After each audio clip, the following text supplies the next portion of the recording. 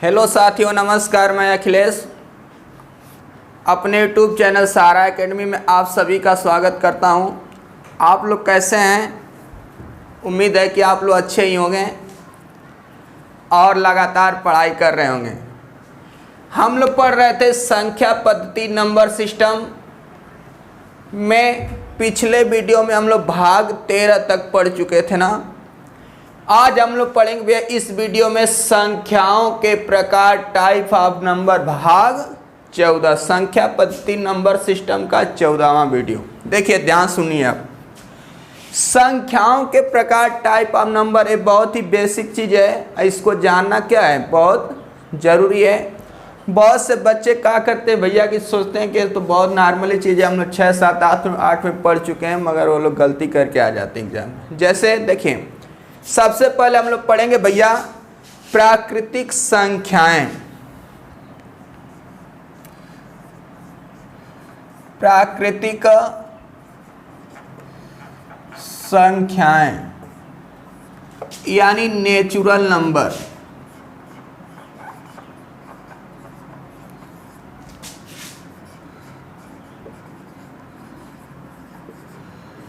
प्राकृतिक संख्याएं natural number क्या होता है, ध्यान सुनिए। प्राकृतिक संख्याएं नेचुरल नंबर यानी वे संख्याएं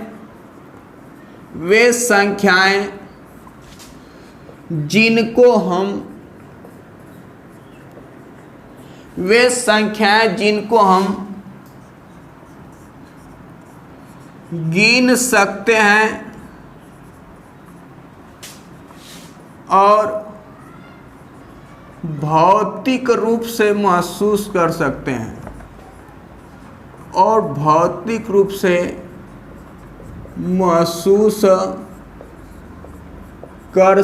हैं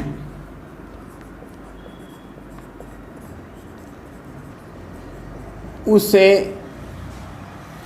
प्राकृतिक संख्याएं कहते हैं। उसे प्राकृतिक संख्याएं कहते हैं। देखो भैया, हमारी बात ध्यान सुनना। जैसे 1, 2, 3, 4, 5, 6 हम बोले कि वे संख्याएं जिनको हम गिन सकते हैं और भौतिक रूप से महसूस कर सकते हैं, उन्हें हम प्राकृतिक संख्याएं कहते हैं, यानी नेचुरल नंबर कहते हैं। जिनको हम गिन सकते हैं, प्राकृतिक संख्या किसे कहते हैं? जिसको हम गिन सकते हैं, भौतिक रूप से महसूस कर सकते हैं। जिसको हम गिन सकते हैं और भौतिक रूप से महसूस कर सकते हैं। इसका मतलब कि जैसे हम गिन रहे हैं कि हमारे पास 2 ठो पेन है ना, तो इसको अब महसूस भी कर ले रहे हैं, 1 और 2 ना। कोई बोल दे कि 5 आम लेकर आओ, तो 5 ठो आम लेकर आओगे तो महसूस कर लोगे 1, 2, 3, 4, 5। अभी कोई कह दे कि -10 केले लेकर आओ, तो बताओ -10 उसको महसूस कर पाओगे? इसलिए -10 प्राकृतिक संख्या नहीं होगी। प्राकृतिक संख्या वही होती है कि वे संख्याएं जिनको हम गिन सकते हैं और भौतिक रूप से महसूस कर सकते हैं, उसे प्राकृतिक संख्या कहते हैं। इसके बाद बात करेंगे हम लोग पूर्ण संख्याएं। पूर्ण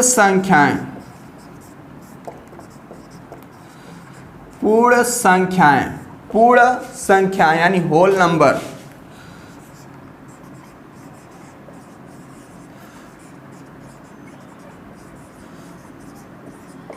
पूर्ण संख्या क्या होती है? शून्य तथा प्राकृतिक संख्याओं के समूह को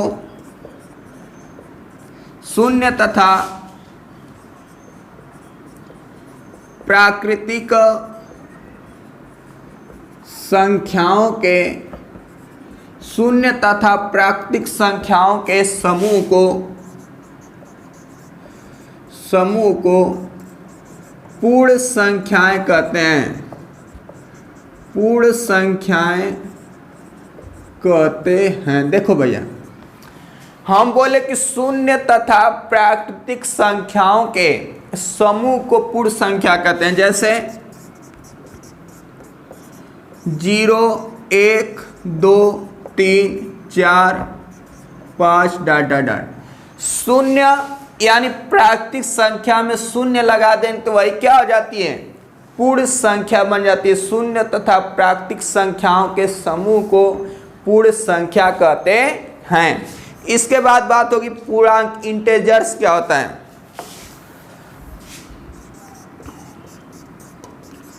पूर्णांक, इंटेजर्स, पूर्णांक इंटेजर्स, प्राकृतिक संख्या, प्राकृतिक संख्याएं, प्राकृतिक संख्याएं शून्य तथा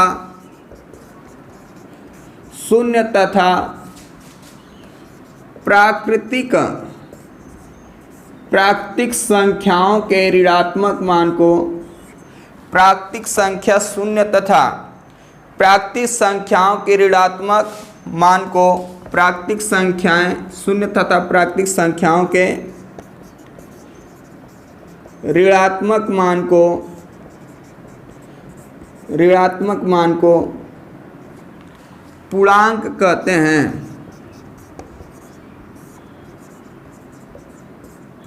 देखो भैया, हम बताएं प्राकृतिक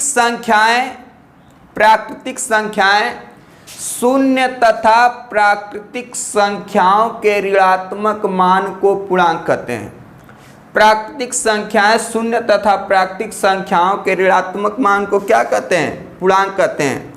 प्राकृतिक संख्या भी रहेगी, उसमें शून्य भी रहेगा, और प्राकृतिक संख्या की ऋणात्मक, प्राकृतिक संख्या जैसे 1 2 3 4 5 6 डॉट डॉट डॉट, फिर क्या बोले, शून्य तथा प्राकृतिक संख्या के ऋणात्मक मान -1 -2 -3 -4।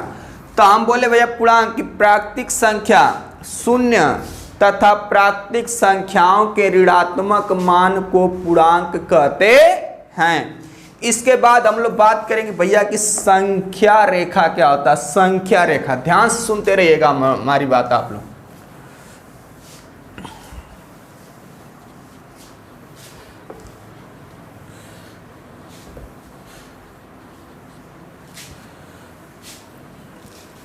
संख्या रेखा,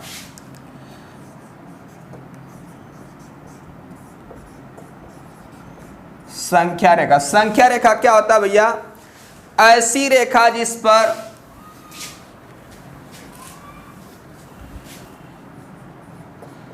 ऐसी रेखा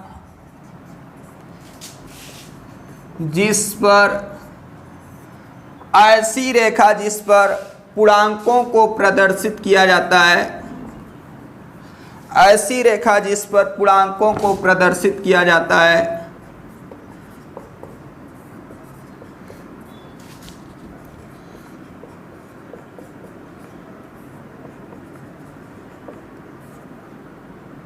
पूर्णांकों को प्रदर्शित किया जाता है,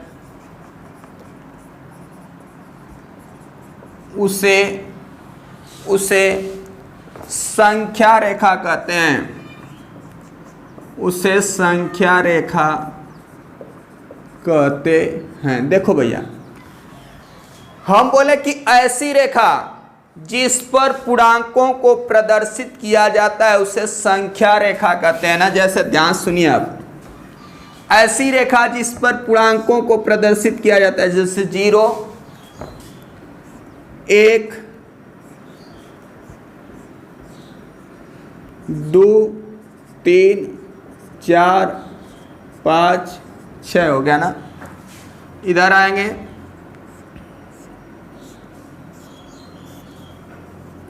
-1 -2 -3 -4 -5 -6।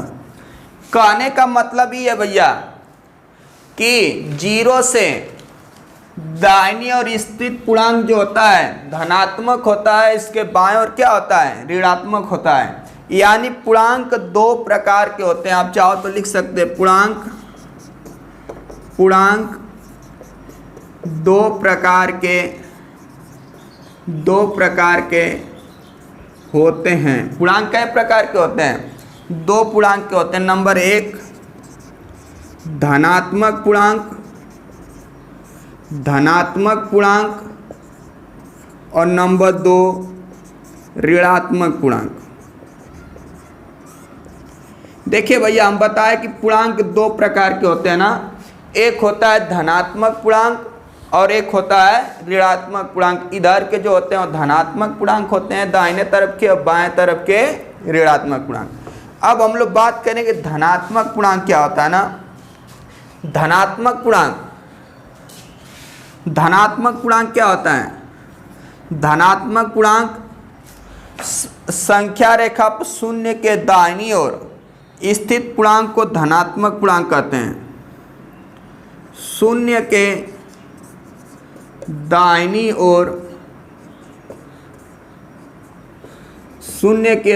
ओर स्थित पूर्णांक। शून्य के दाहिनी ओर स्थित पूर्णांक क्या होता है? धनात्मक पूर्णांक होता है। और ऋणात्मक पूर्णांक क्या होता है? शून्य के बाईं ओर स्थित पूर्णांक। शून्य के बाईं ओर स्थित पूर्णांक को क्या कहते हैं भैया? ऋणात्मक पूर्णांक। और शून्य के दाहिनी ओर स्थित पूर्णांक को धनात्मक पूर्णांक। अब एक बात आती है कि शून्य क्या है? शून्य के दाहिनी ओर तो स्थित पूर्णांक धनात्मक पूर्णांक है, और शून्य के बाईं ओर स्थित पूर्णांक क्या है भैया? ऋणात्मक पूर्णांक है। तो हमसे बात ही कर रहा है कि शून्य क्या है? शून्य धनात्मक है कि ऋणात्मक है? पूछ दिया आपसे परीक्षा में कि शून्य कैसा पूर्णांक है? धनात्मक पूर्णांक है कि ऋणात्मक पूर्णांक है? क्या बताएंगे आप लोग? नोट में लिख लो भैया आप लोग। तो इसके लिए नोट लिखेंगे, शून्य एक ऐसा पूर्णांक है, शून्य एक ऐसा पूर्णांक है, शून्य एक ऐसा पूर्णांक है जो न ही धनात्मक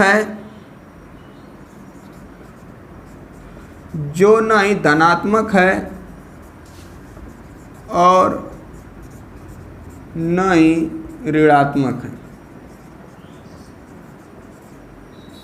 देखो भैया, कह रहा है कि शून्य एक ऐसा पूर्णांक है जो न ही क्या है? धनात्मक है और न ही ऋणात्मक है। यानी 0 is a natural integers. 0 is a neutral integers. हम बोले कि शून्य एक ऐसा पूर्णांक है जो न ही धनात्मक है और न ही ऋणात्मक है। 0 इज ए न्यूट्रल इंटेजर्स। शून्य एक ऐसा पूर्णांक है जो न ही धनात्मक है और न ही ऋणात्मक है। इसकी काउंटिंग न ही धनात्मक में किया जाता है, न ही ऋणात्मक में। अब इसके बाद हम लोग पढ़ेंगे वो सम संख्या, इवेन नंबर ना। सब संख्याओं का प्रकार जान जाइए। सम संख्याएं,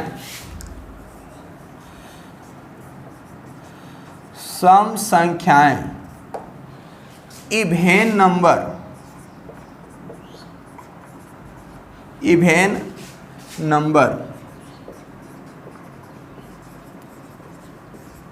सम संख्या इवेन नंबर क्या होता है? देखिए, सम संख्या इवेन नंबर होता है वे संख्याएं जो 2 से विभाजित हो जाती हैं, 2 से विभाजित हो जाती हैं। वे संख्याएं जो 2 से विभाजित हो जाती हैं उसे सम संख्याएं कहते हैं। उसे सम संख्याएं कहते हैं। देखो भैया, हम बोले कि वे संख्याएं जो 2 से विभाजित हो जाती हैं। कैसे? 2 से। वे संख्याएं जो 2 से विभाजित हो जाती हैं उन्हें सम संख्याएं कहते हैं। जैसे सम संख्या किसे बोला जाता है कि वे संख्याएं जो 2 से विभाजित हो जाती हैं उन्हें सम संख्याएं कहते हैं। जैसे +-2, +-4, +-6, +-8 ... हम बोले कि वे संख्याएं जो 2 से विभाजित हो जाती हैं उन्हें सम संख्याएं कहते हैं। अब नोट में लिख लीजिए, नोट में बहुत कुछ बात आप लोग ध्यान से लिखें। बहुत लोग लड़के लोग यहीं पे गलती करके आ जाते हैं ना।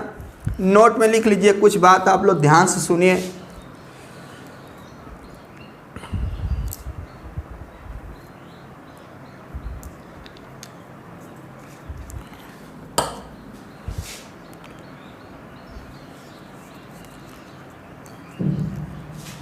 जैसे नोट में नोट नंबर 1 लिख सकते हैं आप लोग, सबसे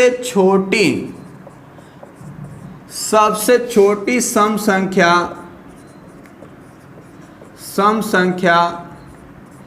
ज्ञात नहीं किया जा सकता। देखो भैया, हम बोले कि सबसे छोटी सम संख्या ज्ञात नहीं किया जा सकता। नंबर 2, सबसे छोटी धनात्मक सम संख्या 2 है। सबसे छोटी धनात्मक सम संख्या 2 है। देखो भैया, हम बोले कि सबसे छोटी सम संख्या ज्ञात नहीं किया जा सकता।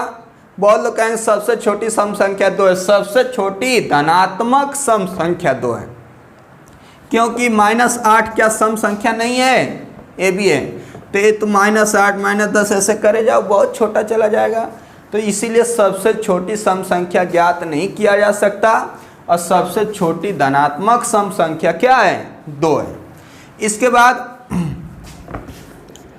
नंबर 3 में लिख सकते हैं, सबसे बड़ी धनात्मक सम संख्या ज्ञात नहीं किया जा सकता। सबसे छोटी तो 2 है, मगर सबसे बड़ी धनात्मक सम संख्या ज्ञात नहीं किया जा सकता। इसके बाद नंबर 4 आप बोल सकते हो कि सबसे बड़ी ऋणात्मक सम संख्या -2 है। सबसे बड़ी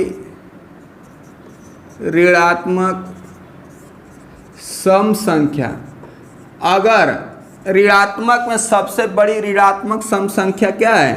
2 है। सबसे बड़ी ऋणात्मक सम संख्या 2 है। और उसके बाद सबसे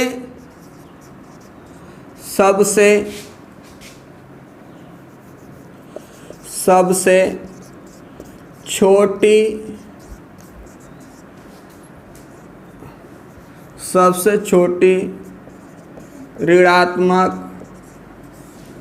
सम संख्या ज्ञात नहीं किया जा सकता। ज्ञात नहीं किया जा सकता। देखो भैया, हम लोग सम संख्या के बारे में बात की। वे संख्याएं जो 2 से विभाजित हो जाती हैं उसे सम संख्याएं कहते हैं। सम संख्या -2 -2 प्लस -+2 -+4 -+6। हम बोले सबसे छोटी सम संख्या ज्ञात नहीं किया जा सकता। और सबसे छोटी धनात्मक सम संख्या क्या है? 2 है। सबसे बड़ी धनात्मक सम संख्या ज्ञात नहीं किया जा सकता, क्योंकि बहुत सी संख्या लिख दो। सबसे बड़ी ऋणात्मक सम संख्या -2 है और सबसे छोटी ऋणात्मक सम संख्या ज्ञात नहीं किया जा सकता। आई बात समझ में? अब देखो, इसके बाद हम लोग पढ़ेंगे विषम। देखो, इस पे क्वेश्चन बता दें आप लोगों को कैसे क्वेश्चन पूछता है। जैसे क्वेश्चन पूछ दे भैया, आपसे क्वेश्चन पूछ दे,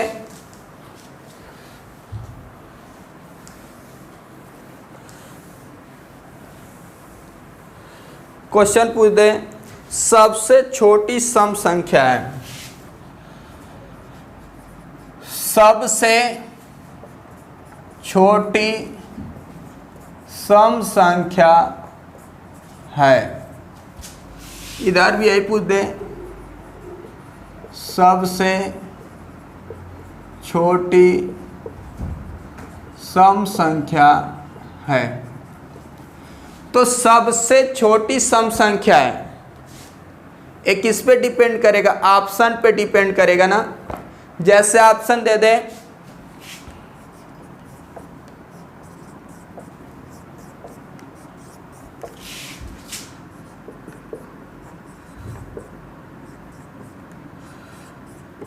कह रहा है कि सबसे छोटी सम संख्या है।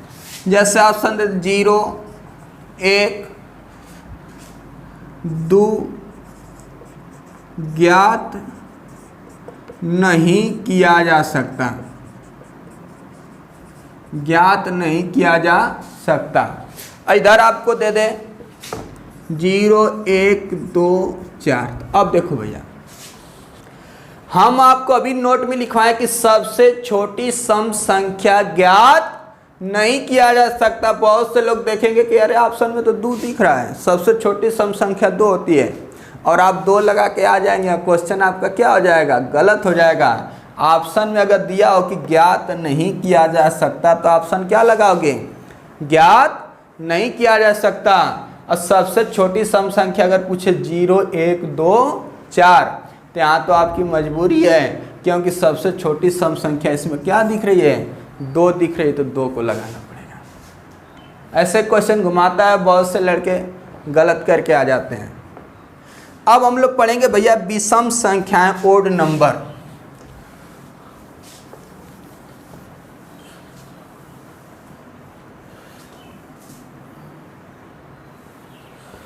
विषम संख्याएं,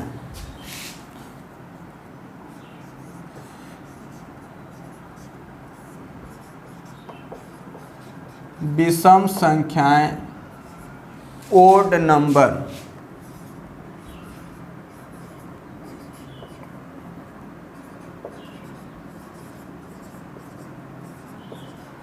ओड नंबर, विषम संख्याएं ओड नंबर क्या होता है?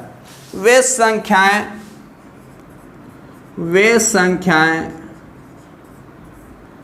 जो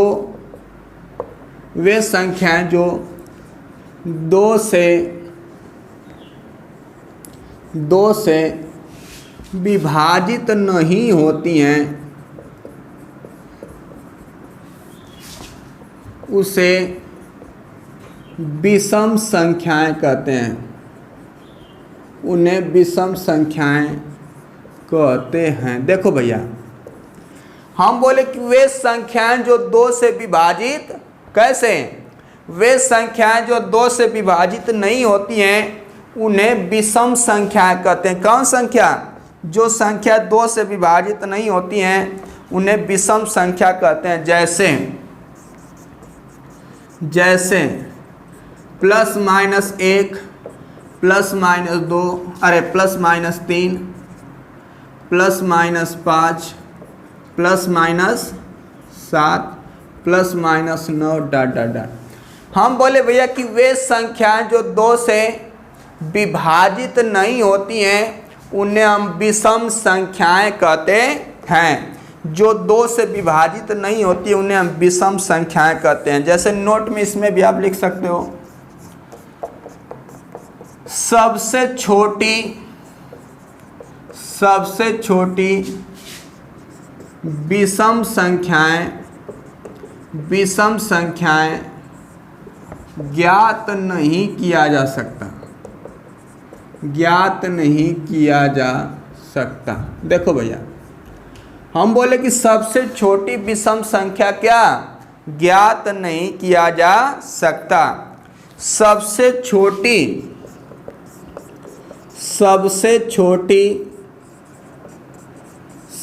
छोटी धनात्मक विषम संख्या 1 होता है। सबसे छोटी धनात्मक विषम संख्या क्या होता है? 1 होता है। सबसे बड़ी सबसे बड़ी धनात्मक विषम संख्या, धनात्मक विषम संख्या ज्ञात नहीं किया जा सकता, ज्ञात नहीं किया जा सकता। देखो भैया, हम बोले कि सबसे बड़ी धनात्मक विषम संख्या ज्ञात नहीं किया जा सकता। इसके बाद जैसे सबसे बड़ी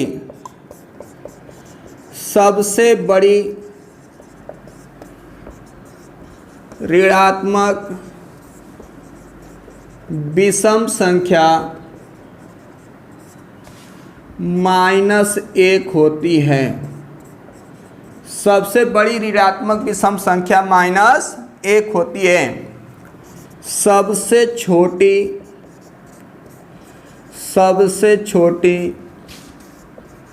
ऋणात्मक विषम संख्या ज्ञात नहीं किया जा सकता।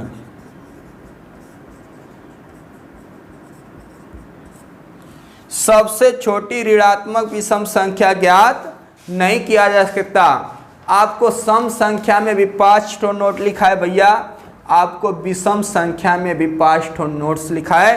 अब बहुत ही महत्वपूर्ण तथ्य, आपको इम्पॉर्टेंट्स फैक्ट्स पढ़ाने जा रहे हैं, उसको ध्यान से आप लोग सुनना।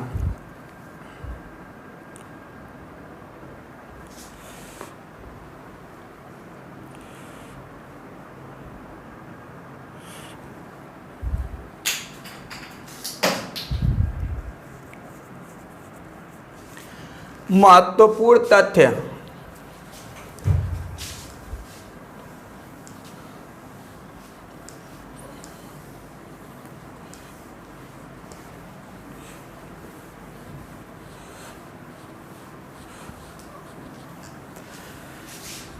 महत्वपूर्ण तथ्य,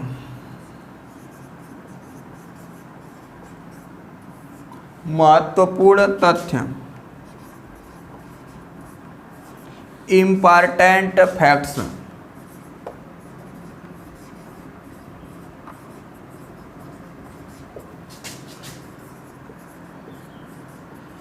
इम्पॉर्टेंट फैक्ट्स। ध्यान सुनिए, महत्वपूर्ण तथ्य, इम्पॉर्टेंट फैक्ट्स।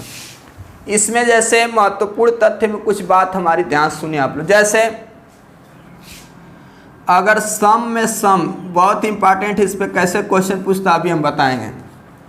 अगर सम में सम संख्या जोड़ेंगे, सम संख्या में सम संख्या जोड़ेंगे तो क्या आएगा? हमेशा सम ही आएगा। जैसे अगर 2 में 2 जोड़ेंगे तो क्या आएगा? 4 आएगा, सम आएगा ना। ध्यान सुनते रहना। अगर सम में विषम जोड़ेंगे, सम में विषम जोड़ेंगे तो क्या आएगा भैया? विषम आएगा। जैसे 2 सम है और 3 विषम है, जोड़ेंगे 5, क्या आया? विषम आया ना। अगर विषम में विषम जोड़ेंगे, विषम में विषम जोड़ेंगे तो क्या आएगा? विषम। विषम में विषम जोड़ेंगे तो सम आएगा। जैसे 3 विषम संख्या है और 3 यानी विषम संख्या, विषम विषम जोड़ेंगे तो क्या आएगा? 3 3 6 आएगा, जो सम आ जाएगा। बहुत इंपॉर्टेंट, ध्यान सुनना इसको। अगर सम में सम का गुणा करेंगे, सम में सम का गुणा करेंगे तो जब सम में सम का गुणा करोगे भैया तो क्या आएगा? सम ही आएगा। जैसे 2 सम है, 2 सम है, गुणा करेंगे 2 दूना 4, सम ही आया। अगर सम में विषम का गुणा करेंगे तो सम में विषम का जब गुणा करेंगे तब भी क्या आएगा? सम आएगा। जैसे मान लो 2 सम है, 3 विषम है, गुणा किए तो क्या आ जाएगा? सम आएगा। यानी 6 क्या आया? सम आया। अगर हम विषम में विषम का गुणा करेंगे, विषम में विषम का गुणा करेंगे, अगर भैया हम विषम में विषम का गुणा करेंगे, विषम में विषम का गुणा करेंगे तो विषम में जब भैया हम विषम का गुणा करेंगे, जैसे 3 विषम हो तब भी क्या आएगा, विषम आएगा। जैसे 3 विषम है, 3 विषम है, गुणा के 3 3 के 9, क्या आया, विषम है। जैसे क्वेश्चन आप एग्जाम में पूछ चुका है, एक तो क्वेश्चन पूछा था एग्जाम में एसएससी के, जैसे पूछ दिया था यदि ए और बी, यदि ए और बी क्रमशः सम और विषम, क्रमशः सम और विषम हैं तो, सम और विषम हैं तो कौन सा विकल्प सम होगा, कौन सा विकल्प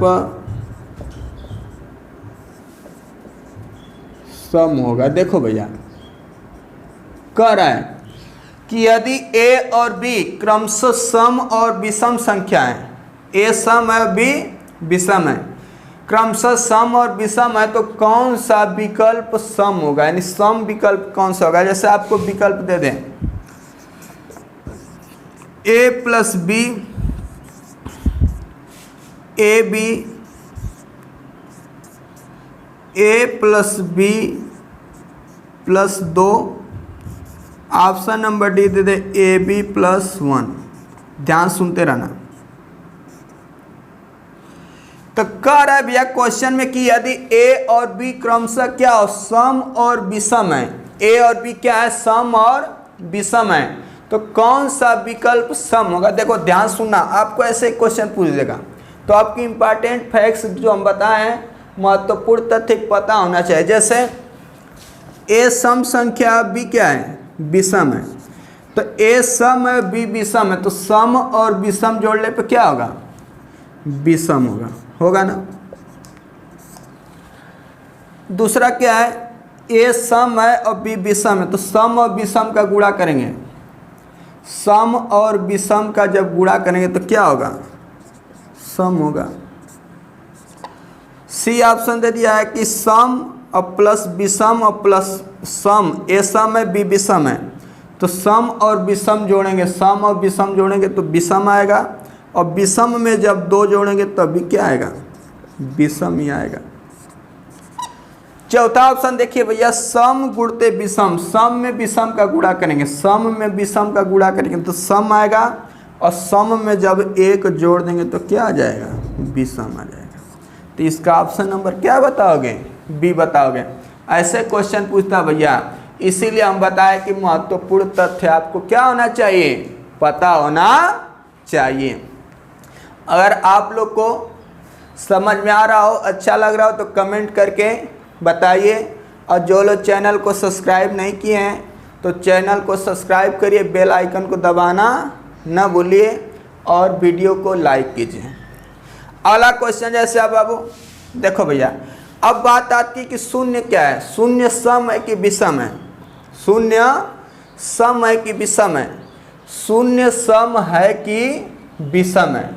तो पूछ रहा है कि शून्य सम है कि विषम है, यही पूछ रहा है ना। तो शून्य सम है कि विषम है, शून्य सम है कि विषम है। ध्यान सुनना, तो आप नोट में लिख ले सकते हो, नोट में लिख सकते हैं भैया, नोट में लिख सकते हैं कि शून्य एक ऐसा पूर्णांक है, शून्य एक ऐसा पूर्णांक है,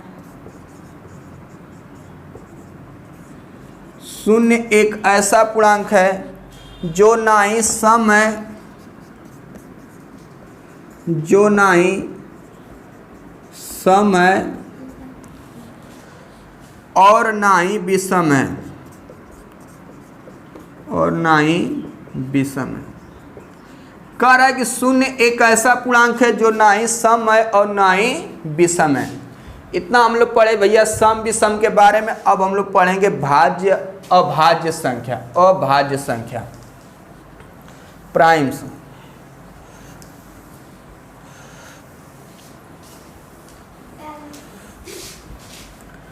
अभाज्य संख्याएं,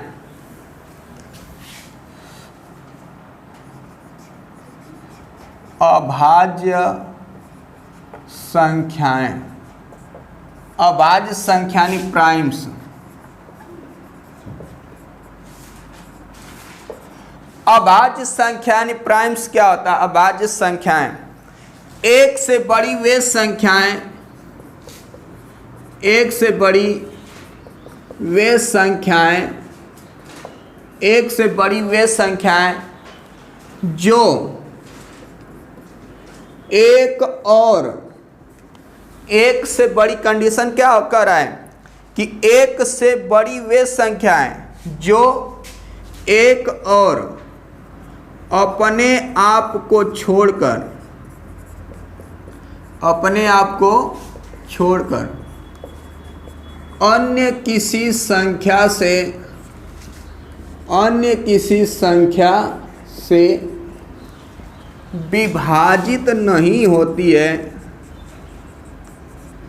अन्य किसी संख्या से विभाजित नहीं होती है, उसे अभाज्य संख्याएं कहते हैं, उसे अभाज्य संख्याएं कहते हैं। देखो भैया,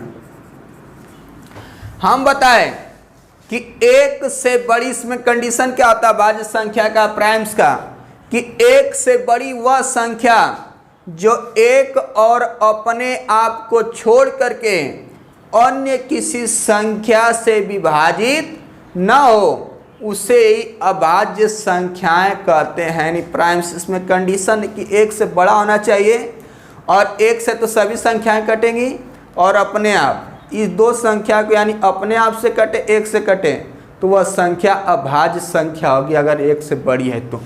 जैसे एग्जाम्पल में लिख लीजिए, जैसे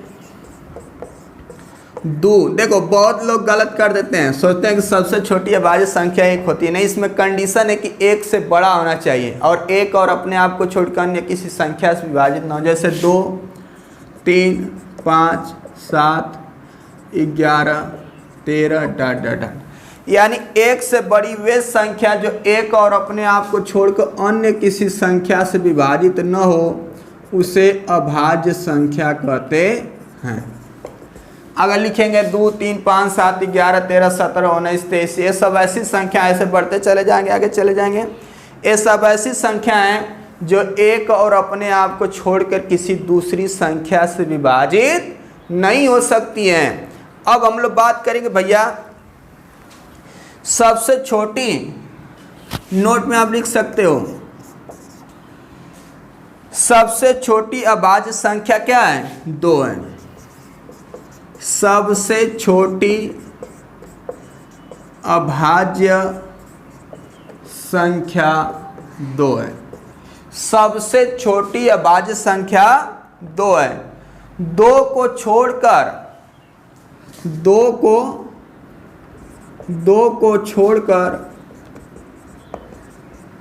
को छोड़कर सभी संख्याएं सभी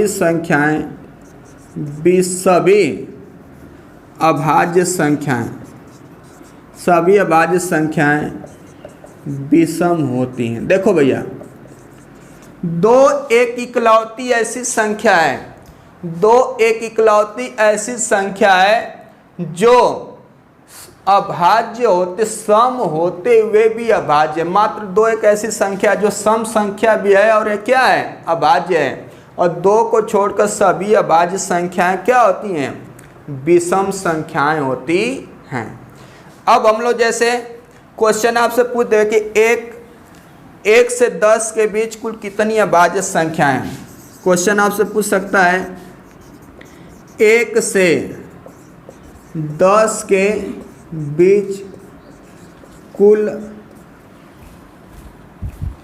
1 से 10 के बीच कुल कितनी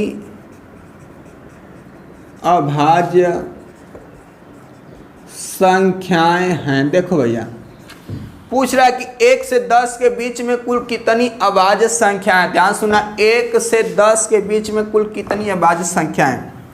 तो 1 से 10 के बीच में पूछ रहा है कि कुल कितनी अभाज्य संख्याएं। तो 1 से 10 के बीच में आंसर निकालने के तो सबसे छोटी अभाज्य संख्या 2, 3, 5, 7। देखो भैया, अब बहुत लोग सोचो 9 अभाज्य संख्या नहीं तो विषम संख्या 9, तो 3 से 3 तिली के 9 कट जा रहा है ना। तो 1 से 10 के बीच में कितनी अभाज्य संख्या होंगी? 4 होंगी।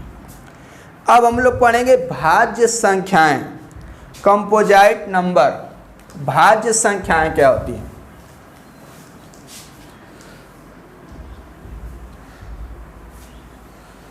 भाज्य संख्याएं, भाज्य संख्याएं, भाज्य संख्याएं यानी कंपोजाइट नंबर।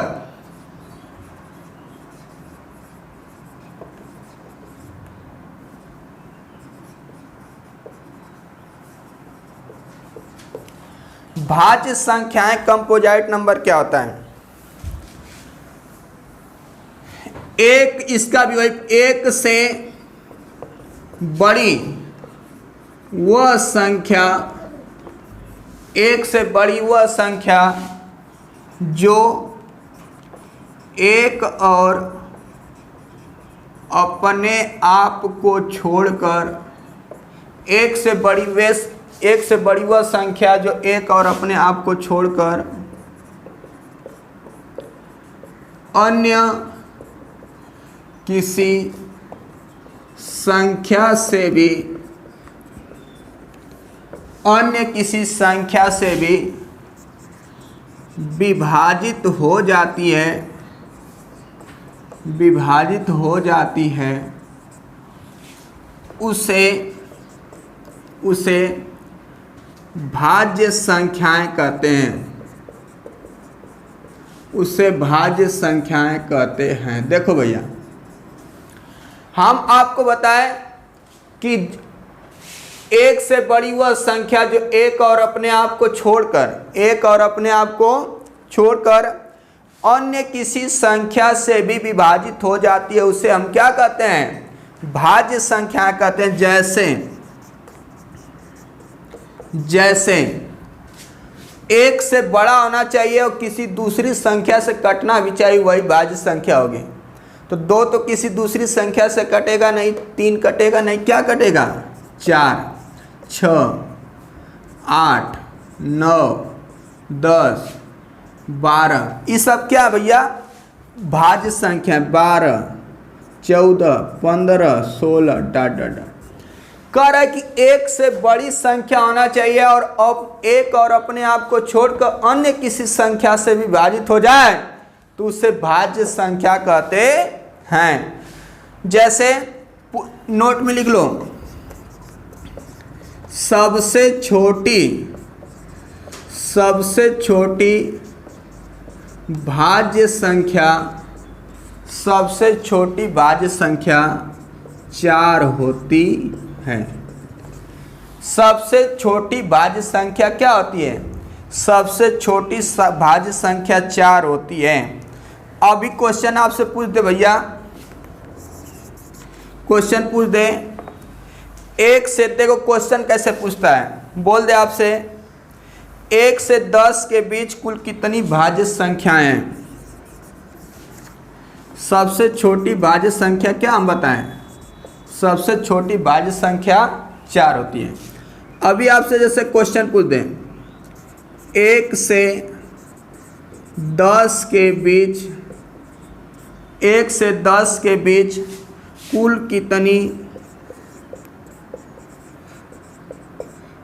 कितनी भाज्य संख्याएं, कुल कितनी भाज्य संख्याएं हैं?